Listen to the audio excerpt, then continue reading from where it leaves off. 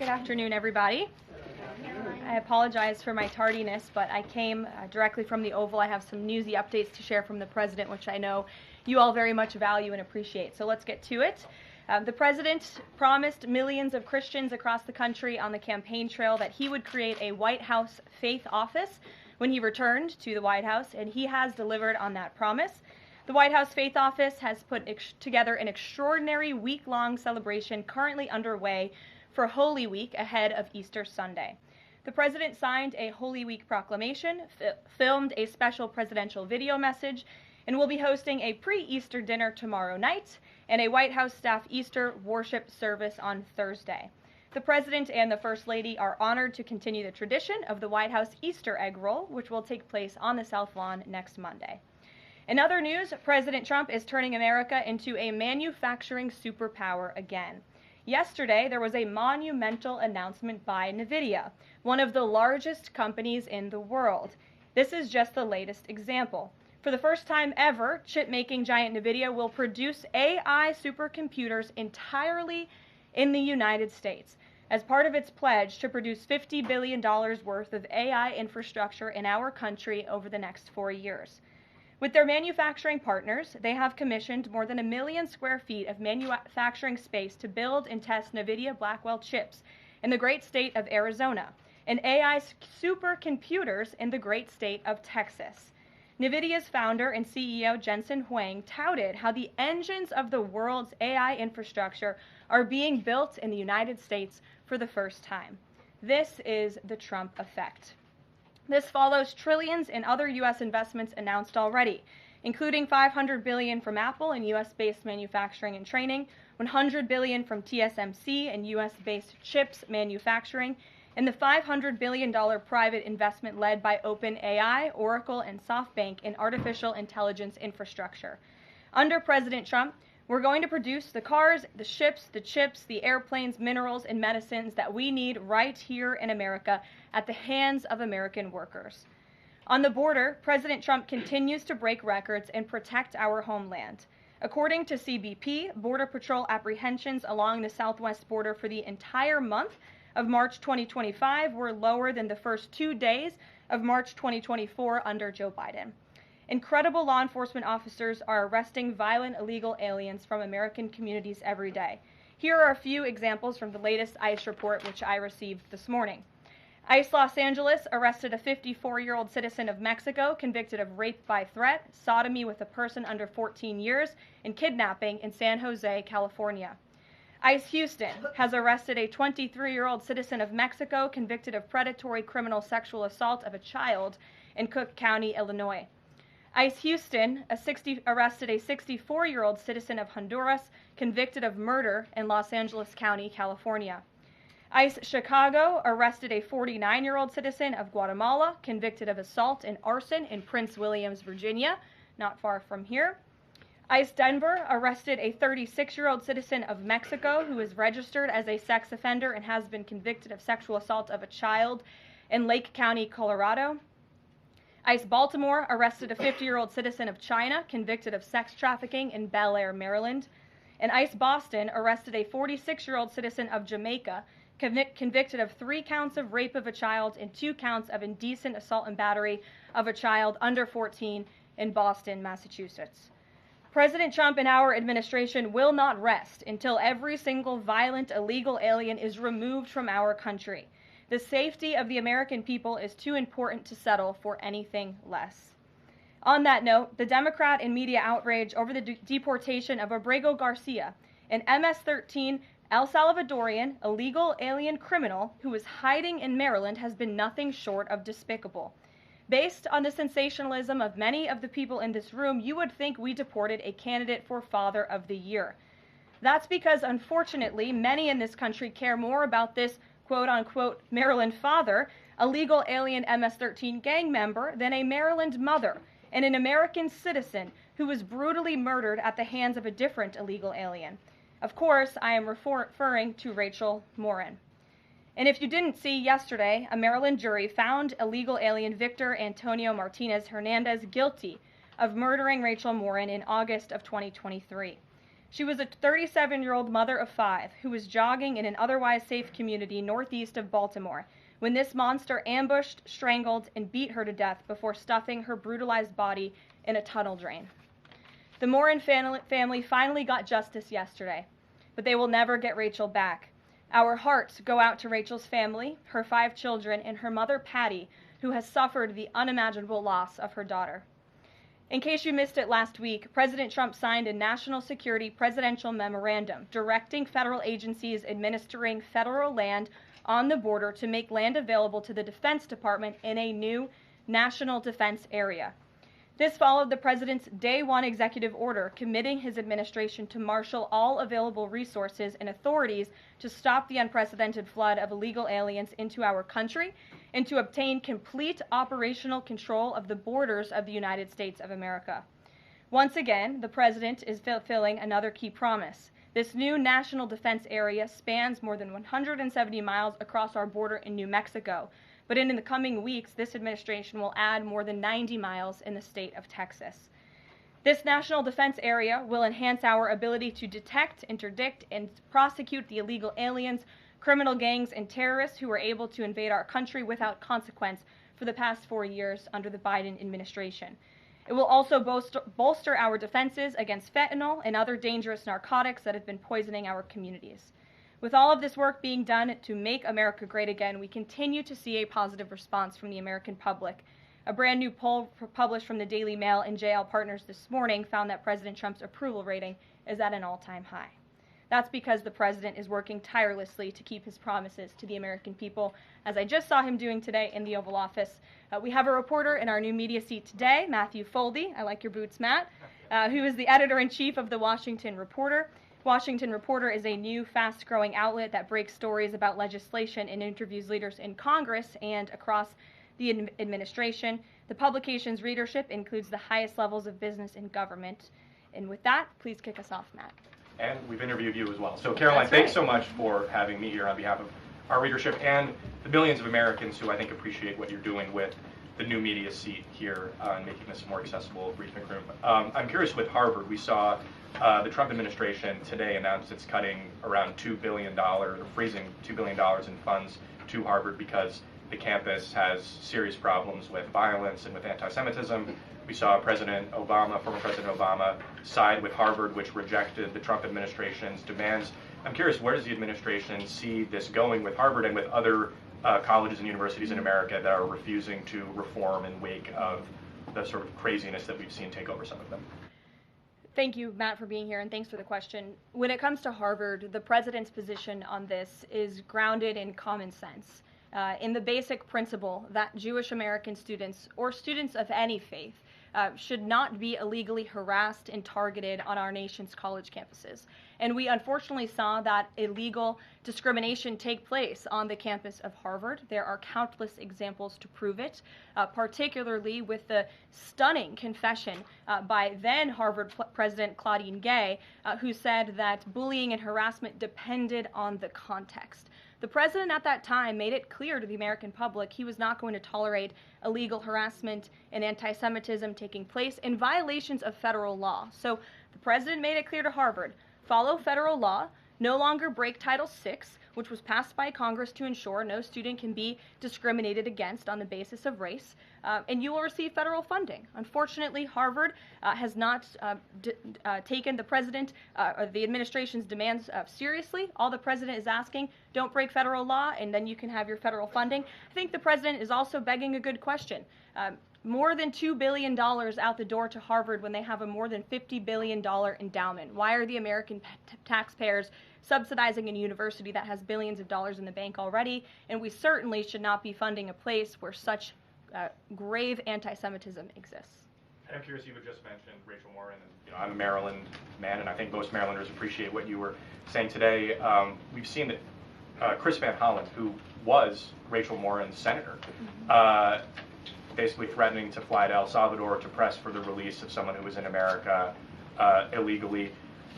And not as much sort of from him about Rachel Morin's horrific murder and the verdict that was, I think, rightly reached yesterday. What does the administration think about the priorities we're seeing from Senate Democrats in terms of illegal immigrants instead of the work that agencies like ICE and DHS are doing with the Trump administration? It's mind-boggling, the priorities of the modern-day Democrat Party. I think it's atrocious that you have Democrats in Congress on Capitol Hill who swear an oath to protect their constituents and to serve them in Washington, D.C., spending more time defending illegal immigrant gang members than their own constituents and law-abiding American citizens like Rachel Morin. And I saw the president personally on the campaign trail, and I continue to see him in his role as president of the United States put American families first, reach out to the victims, the families of victims at the hands of illegal immigrant crime, and frankly, the actions and the words of the Democrat Party prove they could not care less about the American public. And maybe if they did, they'd see a bit higher approval ratings right now. Thanks for being here with us today. Peter. Thank you, Karoline. To follow up on something that you just said, why do Ivy League schools get so much federal funding? It's a very good question, and it's a question the president has obviously raised in his discussions and negotiations with not just Harvard, but also Columbia and many other Ivy League institutions. We have the Anti-Semitism Task Force, which the president promised and delivered on. The Anti-Semitism Task Force is across the government, representatives from various federal agencies who meet on a weekly basis to discuss the question that you just raised. And I think a lot of Americans are wondering why their tax dollars are going to these universities when they are not only indoctrinating our nation's students, but also allowing such egregious illegal behavior to occur. To follow up on immigration, deporting American citizens to Central American prisons, is it legal, or do you need to change the law to do it? Well, it's another question that the president has raised. It's a legal question that the president is looking into. And he talked about this yesterday when with his meeting with President Bukele in the Oval Office. He would only consider this, if legal, for Americans who are the most violent, egregious, repeat offenders of crime who nobody in this room wants living in their communities. And then there's this CHNV thing. President Biden let more than 530,000 people from Cuba, Haiti, Nicaragua, Venezuela into the U.S. with this CHNV program. He did it with the stroke of a pen.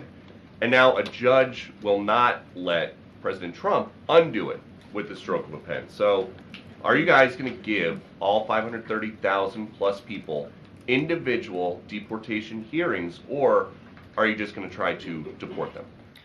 I spoke to White House counsel's office about this morning because obviously another rogue district court judge is trying to block the administration's mass deportation efforts with this latest injunction.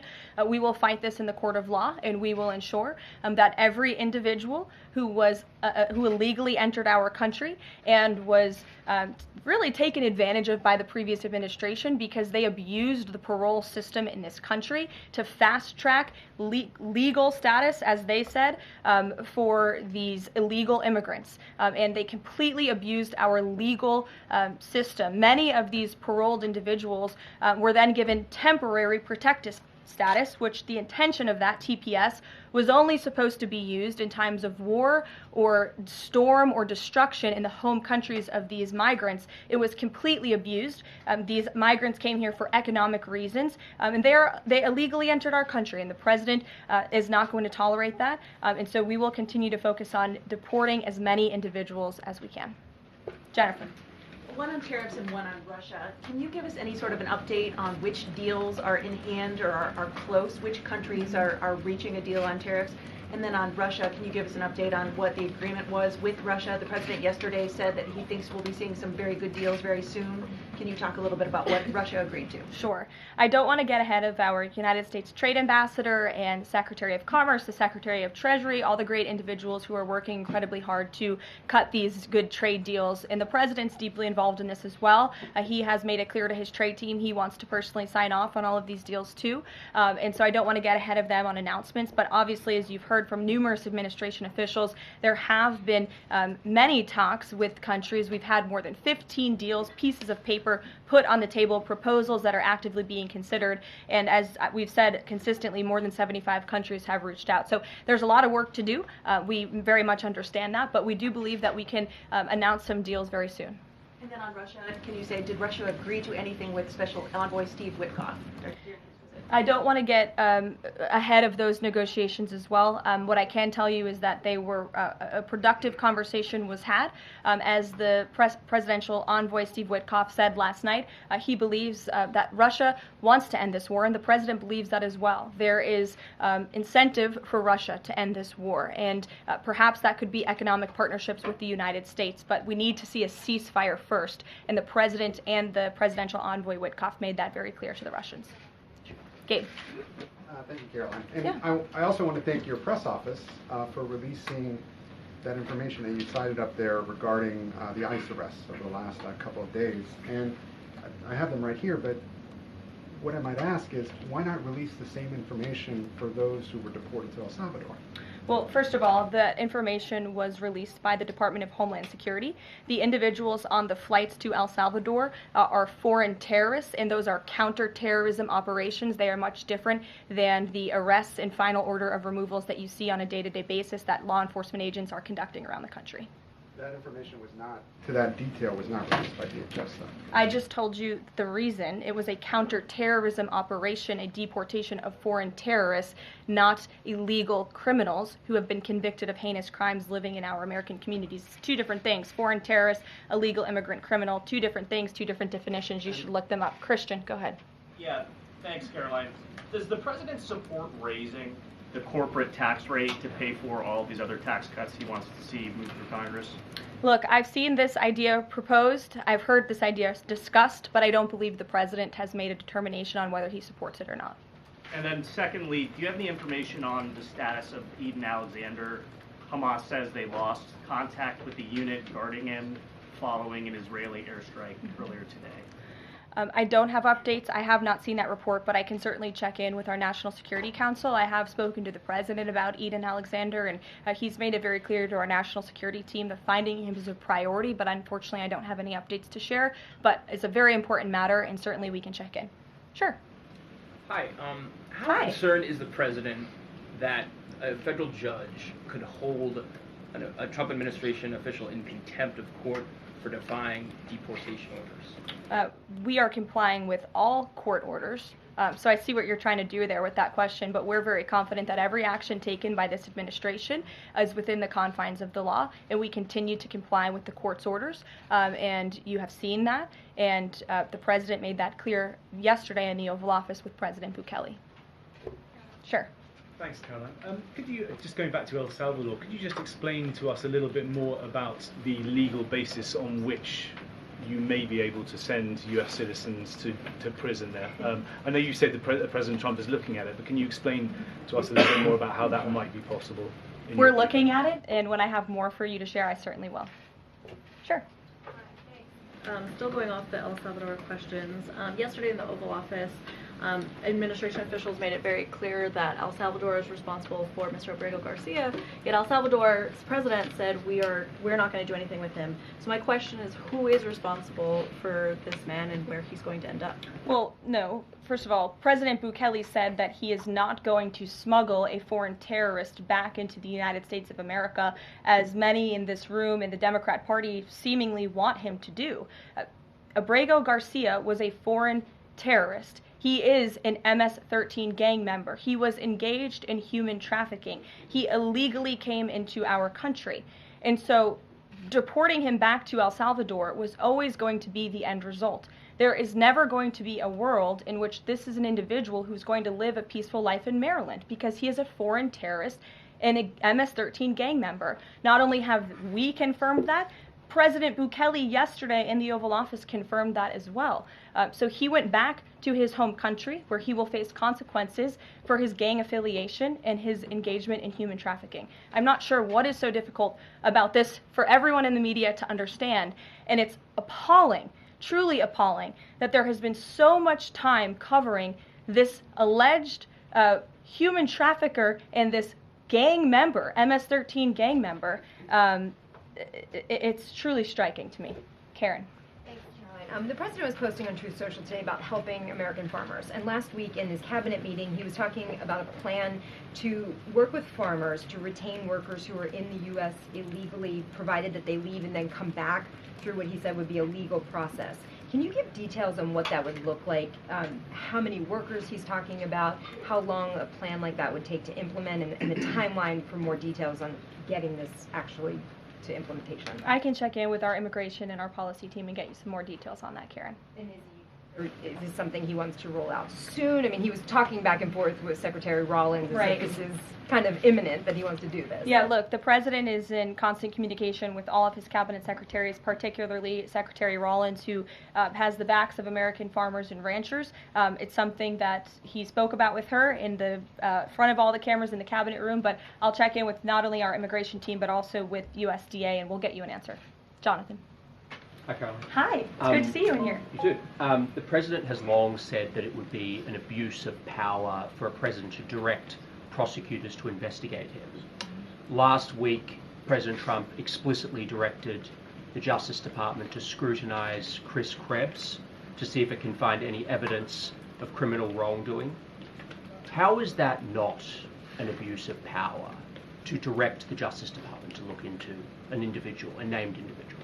Look, the president signed that executive order. It's the position of the president in this White House that it's well within his authority to do it. Otherwise, he wouldn't have signed it. And he signed it, and that's his policy.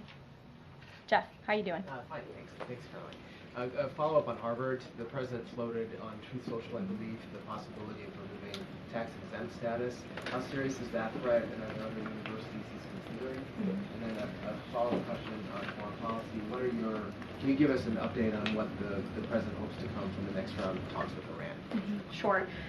First, when it comes to Harvard, as I said, the president has been quite clear they must follow federal law. He also wants to see Harvard apologize, and Harvard should apologize for the egregious anti-Semitism that took place on their college campus against Jewish American students. There were professors who said that he had engaged in discriminatory behavior against Jewish students. Of course, you had the former president of the university saying bullying and harassment depends on the context. You also had an encampment on Harvard Yard that we all saw play out before the cameras. The university failed to impose formal discipline on any students for this anti-Semitic conduct violations, including the occupation of a campus building and the disruption of classes with bullhorns. The president believes Harvard should apologize to its Jewish American students for allowing such egregious behavior. As for the tax-exempt status, I would defer you to the IRS for any updates. I do want to answer your question on Iran, of course. The maximum pressure campaign on Iran continues, but as you know, the president has made it clear he wants to see dialogue and discussion with Iran while making his directive about Iran never being able to obtain a nuclear weapon quite clear. And the president spoke to the Sultan of Oman today, who helped facilitate these talks. I have a readout for all of you. He held a call with the Sultan of Oman today, and he thanked him for hosting the first direct meeting between the United States and Iran and emphasized the need for Iran to end its nuclear program through negotiations. The two leaders also discussed the United States' ongoing operations against the Houthis and emphasized that the Houthis will pay a severe price until they end their attacks on maritime traffic in the Red Sea. As you know, an additional negotiation between Steve Witkoff and Iran's representative has been scheduled for Saturday. And since these are ongoing negotiations, I have nothing more to add on that. Sure. Oh, thank you, Caroline. When you said that the president said that Iran will never have nuclear weapon, is the focus on dismantling the entire nuclear program, or it just restricting enriched uranium or the missile program? The president does not want to see Iran have a nuclear program. He does not want Iran to obtain a nuclear weapon. He's been very clear about this. Shelby. Shelby, you have a seat today. I know, stole it. Glad to see it. Two quick ones on TikTok. First, is the president expecting to extend the TikTok ban that's now June 19th if China doesn't come to the table in time? Well, June 19th is a long ways away, obviously. I think it's 2 months away. 2 months is a long time, and the Trump administration, as you have all seen, we work at Trump speed around here. We get a lot done, so definitely don't want to get ahead. The vice president continues to lead these negotiations and talks. The president's involved, and they're ongoing. And then the president previously said he'd consider reducing tariffs on China in order to get a TikTok deal done. Is that option still on the table? Look, the president has made his position on China quite clear, although I do have an additional statement that he just shared with me in the Oval Office. The ball is in China's court. China needs to make a deal with us. We don't have to make a deal with them. There's no difference between China and any other country except they are much larger. And China wants what we have, what every country wants what we have, the American consumer. Or to put it another way, they need our money. So the president, again, has made it quite clear that he's open to a deal with China, but China needs to make a deal with the United States of America. Sure. On tariffs, yesterday in the Oval Office... Which outlet are you with? The Canadian Public Broadcaster. Oh, nice to see you. Thank you. Yesterday in the Oval Office, President Trump suggested that there could be some help for automakers. I'm wondering what that looks like. Is it tariff relief on the 25% tariffs that are in place right now, or the new tariffs that are coming up in May on auto parts? And a second on Canada, if I may. President Trump's tone when it comes to Canada-U.S. relations, Canadians have noticed it's shifted a bit in the past few weeks. Ever since the election campaign started, he stopped talking about Canada becoming the 51st state, at least publicly. I'm wondering if that's on purpose and why. I would reject the president's position on Canada has shifted. Perhaps he just hasn't been asked about Canada by questions from this group in the Oval Office when they see him almost every day, but the president still maintains his position on Canada. The United States has been subsidizing Canada's national defense, and he believes that Canadians would benefit greatly from becoming the 51st state of the United States of America. As for autos and auto parts, I don't have anything to read out for you there, but I think the point the president was making is flexibility, and he has flexibility when it comes to negotiations and talks, but ultimately his goal in his fair trade deals that he is pursuing with many countries around the world is to put the American worker first. And we had automakers and auto workers here at the White House on Liberation Day who believe in this president and his negotiating ability to put them first and to bring those jobs back to the United States of America. And the president's been very clear about that in his conversations with the automakers as well. Deanna, go ahead. Thanks, Caroline. One on Ukraine and one on China. On Ukraine, this past weekend, Zelensky offered an invitation to President Trump, extending an offer for him to visit Ukraine. Just wondering if there's any update on that. Has Trump seen that offer and what he's thinking about?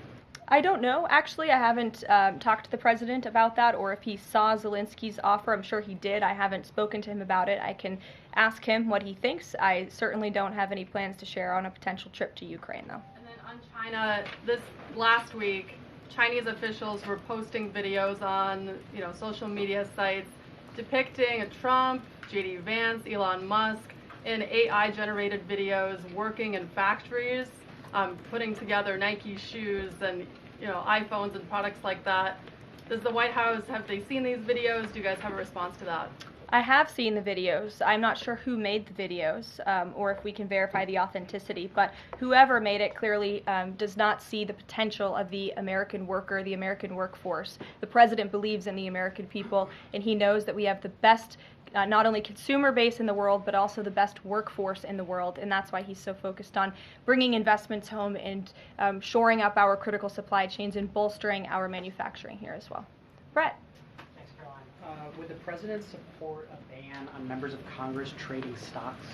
I'm certain that's something the president would be interested in looking at, and I can ask him if he would support such a bill. Sure. Yes. I have a question about the president's post from this morning on farmers. He asked farmers to be patient and just hold on. But a lot of farmers that I've talked to in the last week or so have said, they're in the middle of spring planting season, and that a trade war makes everything sort of up in the air. What would his message to them be? And also, is there anything specifically planned to provide relief like in President Trump's last term? Yes, well, relief is being considered. The Secretary of Agriculture, I know, has spoken to the president about that, and again, it's being considered. And as for the president's message to the farmers, he put it out himself. He could speak for himself much better than I can speak for him, and so I would just direct you to the statement he had telling the farmers again and reiterating his support for them and that he has their backs, which he certainly does. Kelly, in the back. Thanks, Caroline. 2 questions. The first one, a Georgia man was just arrested over alleged threats to kill Director of National Intelligence Tulsi Gabbard. Reportedly, there is now increased security around the FBI Deputy Director. Can you talk about the level of threats against various administration officials, and then a second one on Biden? I'm sorry to hear that. I had not seen that report.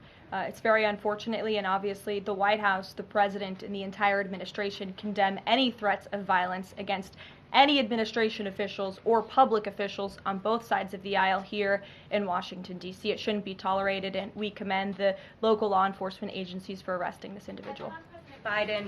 Former President Biden, he's set to deliver his first major speech since leaving office tonight. He plans to talk about what I'm told will be Social Security under the current administration, closing of offices, longer wait times, harder for seniors and people with disabilities to access earned benefits, is what Democrats have been saying today. I wanted to get the president's response, or if he plans to respond to this, and comments on what Democrats are calling cuts to Social Security. My first reaction when seeing former President Biden was speaking tonight was, I'm shocked that he is speaking at nighttime. I thought his bedtime was much earlier than his speech tonight. I understand the topic of his speech will be Social Security. Let me make it very clear ahead of former President Biden's remarks. President Trump, is absolutely certain about protecting Social Security benefits for law-abiding, tax-paying American citizens and seniors who have paid into this program. He will always protect that program. He campaigned on it, he protected it in his first term, and he's back again to continue protecting it. On the topic of Social Security, I have some news before I let you all go. Later this afternoon, the president will be signing a presidential memorandum aimed at stopping illegal aliens and other ineligible people from obtaining Social Security Act benefits. The memorandum will direct the administration to ensure ineligible aliens are not receiving funds from the Social Security Act programs. It will expand the Social Security Administration's fraud prosecutor program to at least 50 U.S. attorney offices and establishes a Medicare and Medicaid fraud prosecution program in 15 U.S. attorney offices. The memorandum will also require the Social Security Administration Inspector General to investigate earning reports for individuals aged 100 or older with mismatched Social Security records to combat identity theft. And the memorandum will direct the Social Security Administration to consider whether to reinstate the use of civil monetary penalties against individuals who engage in Social Security fraud, an effort that has been paused for several years. These taxpayer-funded benefits should be only for eligible taxpayers. And President Biden should think about what he did in his last term, which is allow tens of millions of illegal people into our country, many of whom were fraudulently receiving these benefits. So you'll hear from the president on that later, and we will see you later in the East Room. Bye, guys. Thanks, Caroline.